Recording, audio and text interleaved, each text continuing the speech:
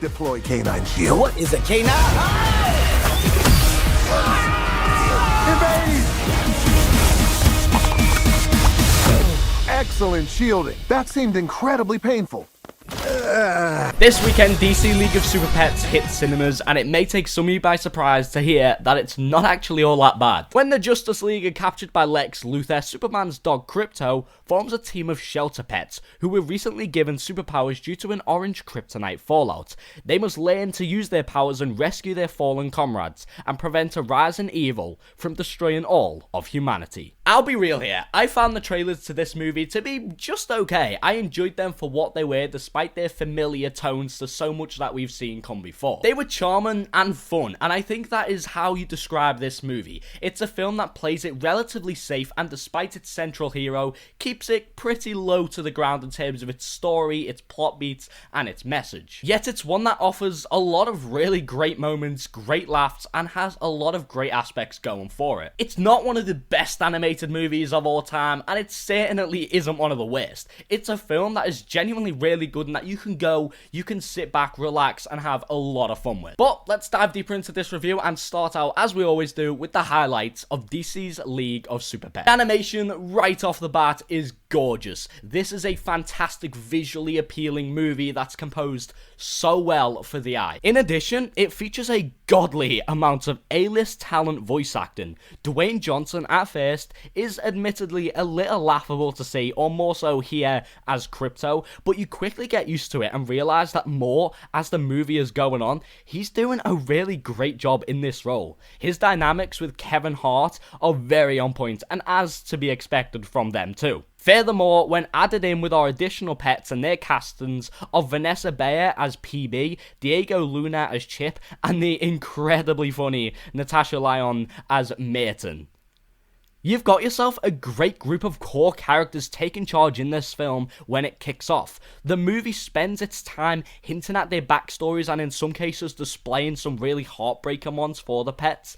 and their dreams to one day be adopted, even despite their internal feelings towards themselves, to where you do care for them and you are finding yourself rooting for them as the movie goes on. For a movie called DC League of Super Pets, it definitely delivered on the promise of giving you the super pets on both its villain side and its hero side. Kate McKinnon as Lulu, who we get glimpses at in the marketing for this film, is a wildly amount of fun. So over the top, so chaotic, it's just such a great time whenever she or her character is on screen. The overall thematic message of this movie about every pet deserving of a home was so effective and definitely present thanks to the building up done by the talent behind this movie. Now, if you've seen the trailers for this movie, which if you're watching this video, I'm 90% sure that you have, you'll know it takes its shot at being quite comedic, and I'd say around 60 to 70% of the time it tries to throw a joke or a gag or land a laugh, it manages to succeed,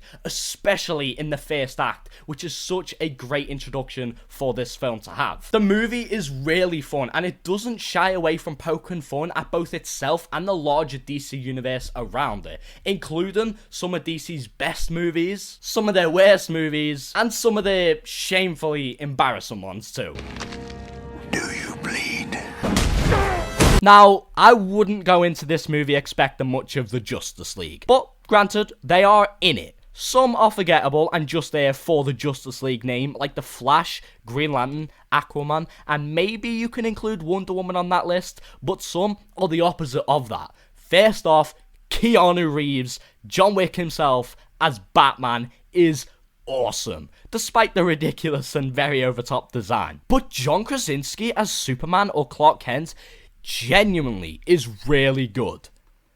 His Clark and Lois, they very much work in the world this movie sets up. I honestly wouldn't mind seeing more of him going forward in some sequels that are definitely and heavily set up and hinted at in this movie's 2 post-credit scenes, which are definitely worth sticking around for. They're both great. So, Super Pets may have an easy-go story, may not be one of the greatest animated movies of all time, and it may have some certainly forgettable or throwaway moments, but by the time ultimately that the credits rolled, I found myself smiling and having had what we all go to the movies for, a genuinely good time. This isn't a film I feel like shaming and doing a whole bad section on in the video. I've touched on some of its issues and I've highlighted its goods, and that's pretty much what I went into this film hoping to walk out and do. And it was good, so I've been able to do so. It knows what it is, and granted, it does try and go a little bit beyond that and succeeds in some ways, especially with its message, not so in others. So, yeah, I mean, at the end of it, I enjoyed DC's League of Super Pets. It's charming, packed of heart, fun, and has some really nice musical-ish moments in it. And it's another positive and enjoyable entry from DC that a lot of younger audiences are certainly going to enjoy. But even older and more mature ones, I could easily see having a nice time with this movie. The movie is now playing in cinemas. I'd highly recommend you check it out. I think it's genuinely going to surprise a fair few amounts of people.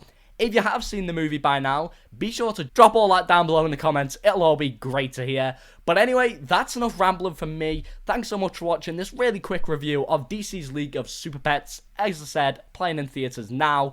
I hope you enjoyed, and I hope you enjoyed the movie. And I'll hopefully see you in my next one. Take it easy. Bye.